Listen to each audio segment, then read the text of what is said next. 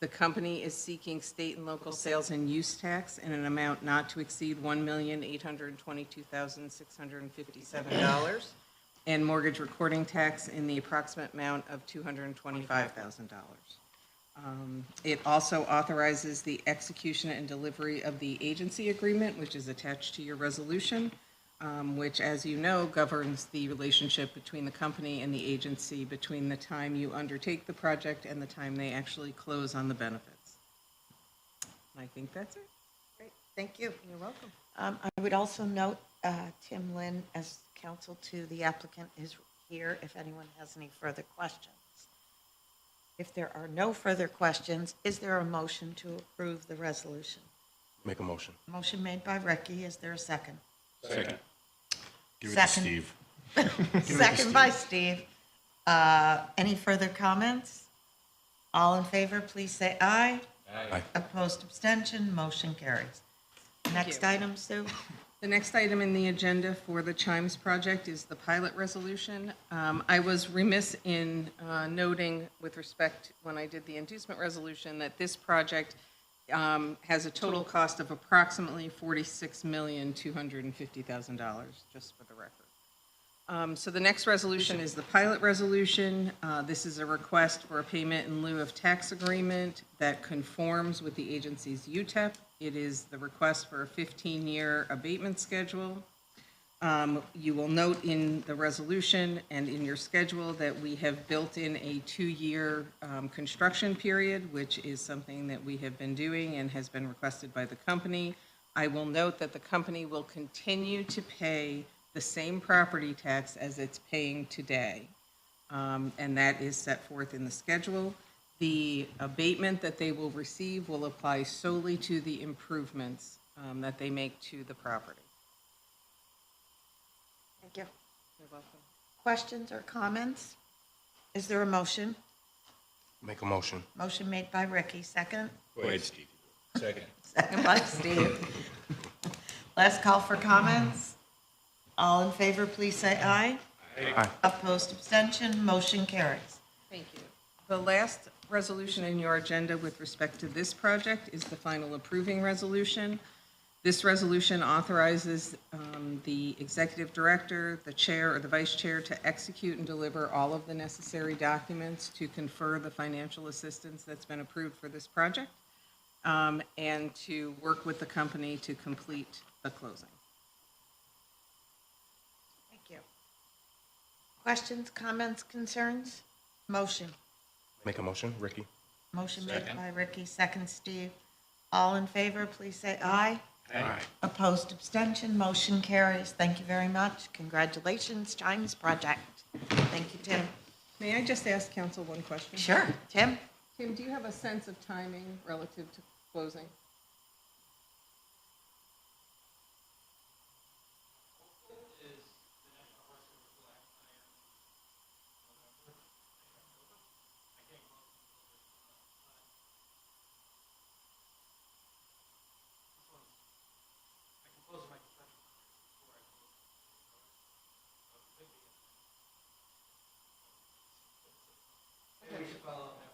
Okay. Okay. What I hear you saying is hopefully by year end.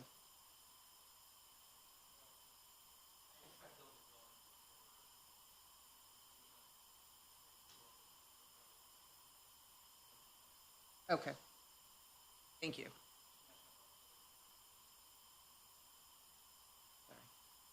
Good. Thank you. Next item on the agenda is a request for the Anaplate project of a sales tax exemption, an extension. Eric?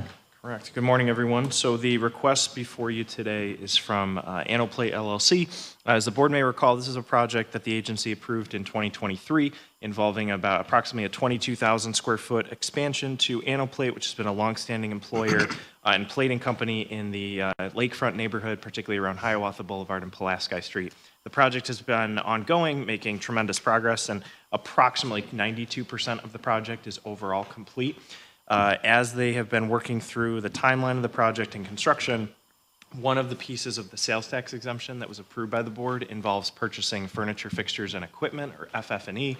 The sales tax exemption period expired on September 1st. And so one of the things that we would be requesting would be from the applicant extending that for a period of 6 months through March of 2025. That would allow the additional time needed to make the final purchases for furnitures, fixtures, equipment, everything that will be needed to be done once the actual capital improvements in the project have been completed. VIP has been the general contractor on the project, and so we've been in communication with VIP. They have a representative here today to help answer any questions. But essentially, the amount of exemptions, none of that would be changing. This is simply to extend the period for 6 months through March 1st of 2025. Is there a second extension for them? We had done, so the timeline had not been extended, but what we had done was we actually did an increase in the overall sales tax exemption value. And that was done, I think back, it was over the summer, and essentially that was due to rising, in terms of just overall costs and the projections of what that sales tax exemption period was, there was additional exemptions that the project was approved for by the board. But this is their first extension. Correct. Time to conclude. Just time. And the reason for that? So we, in communication with VIP, we know that the project timeline has been extended. They are, again, they're 92% complete. They are making good progress, but this particularly has to do with the company will be making the purchasing of that FF&E. They still are working through that purchasing process. I think part of it too is that in order to furnish and finish building out their purchasing, the building has to be done. So I think the construction timeline led to some delays. And I think it was early on in site prep and some of the site work stuff at the beginning took longer than they anticipated, which then condensed the entire, yes, exactly. Any other questions? As Eric noted, a representative is here if there are any questions or comments. Hearing none, is there a motion to approve the extension for a 6-month period through March of 25? Wow, that's hard to believe. March 1st. March 1st of 25. Yes. Make a motion, Ricky. Motion made by Ricky. Is there a second? Second. Second, Dirk. I do have a quick question for council. Sure. What, any impact on us?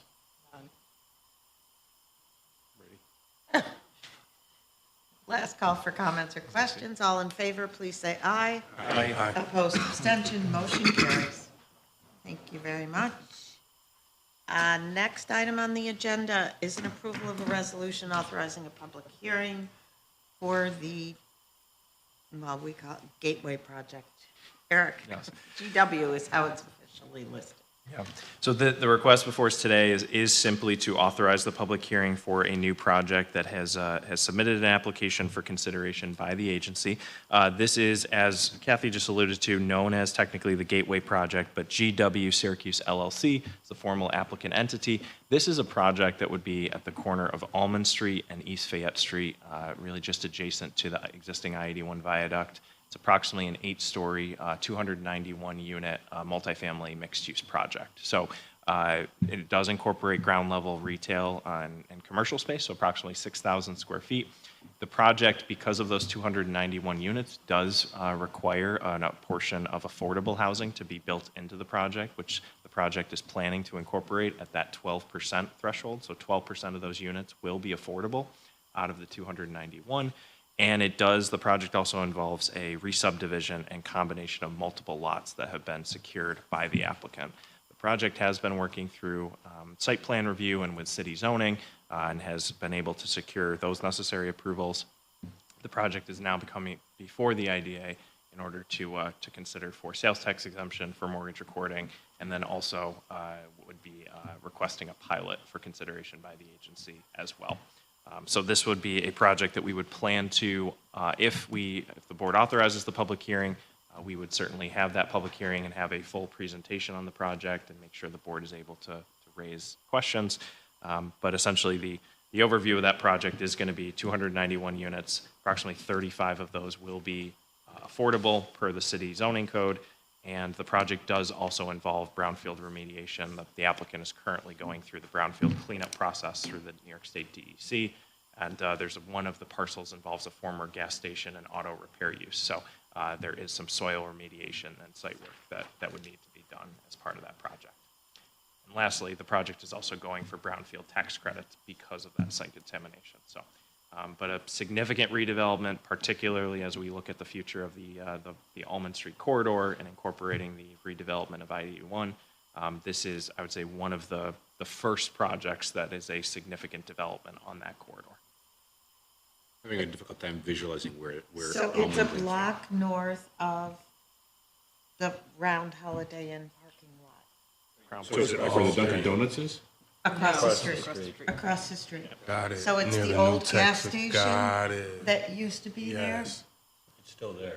Well, Yeah, yeah, there's- it's still there, right? Yeah. But Been it's there not for a. 40 years. But It's not a Yeah, usable exactly. gas station.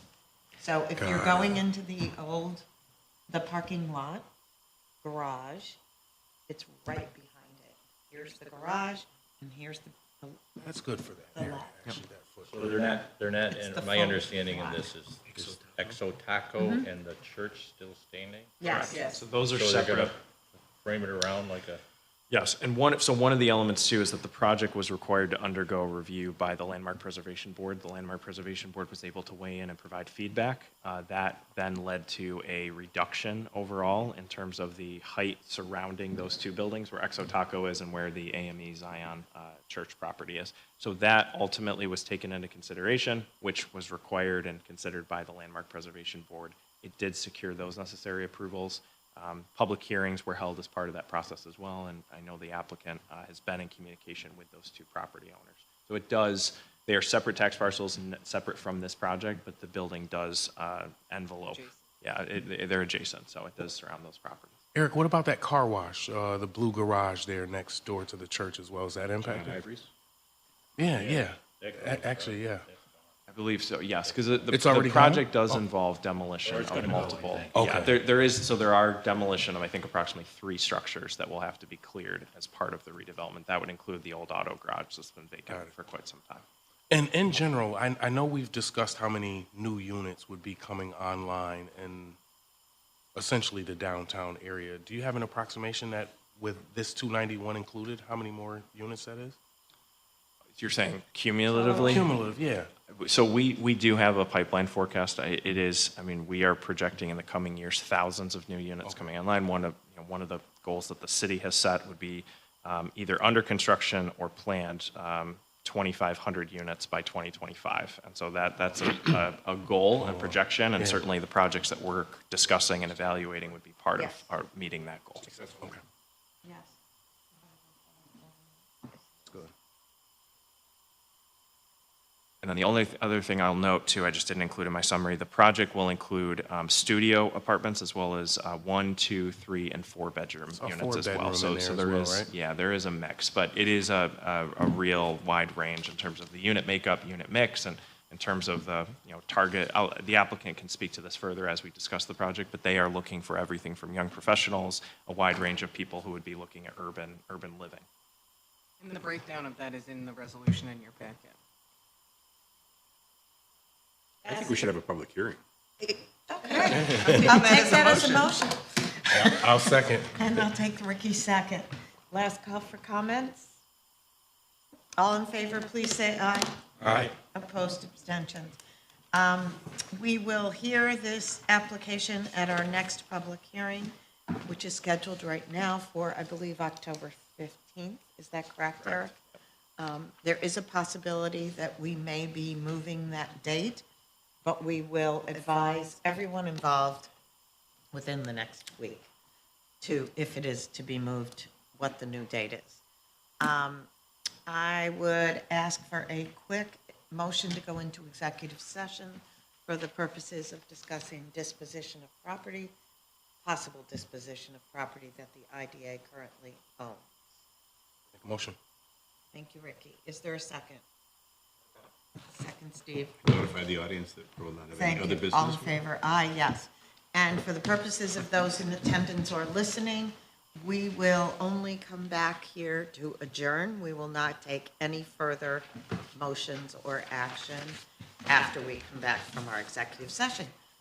Thank you all very much. And if you're here, we'll see you when we get back. So we're going back to Sue's conference room. Oh, is that where the donuts and coffee are?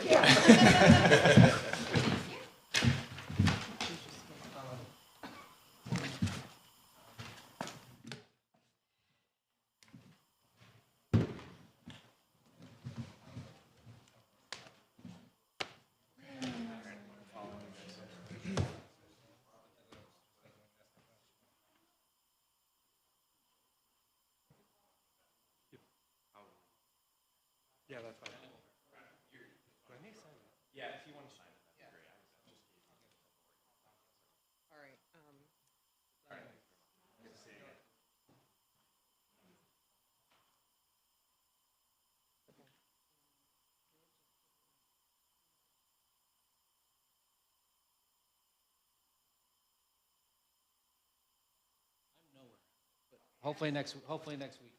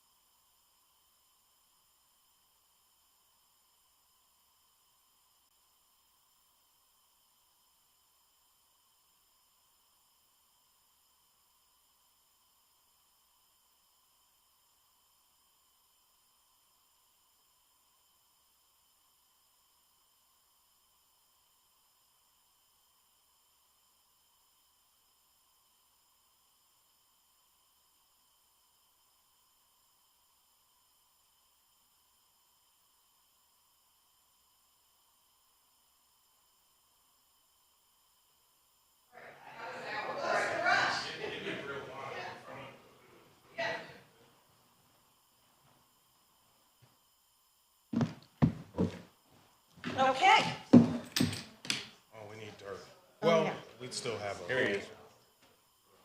I not I'll even make sit a down? motion to Lori, adjourn. Motion made a made by motion. Steve Ricky to seconded. adjourn. Ricky second? Ricky second. All in favor? Aye. Opposed, abstention, motion carries. We're adjourned. Okay, so Kathy, we're gonna hear from you about the 18th. This year, I don't know if someone did a date right.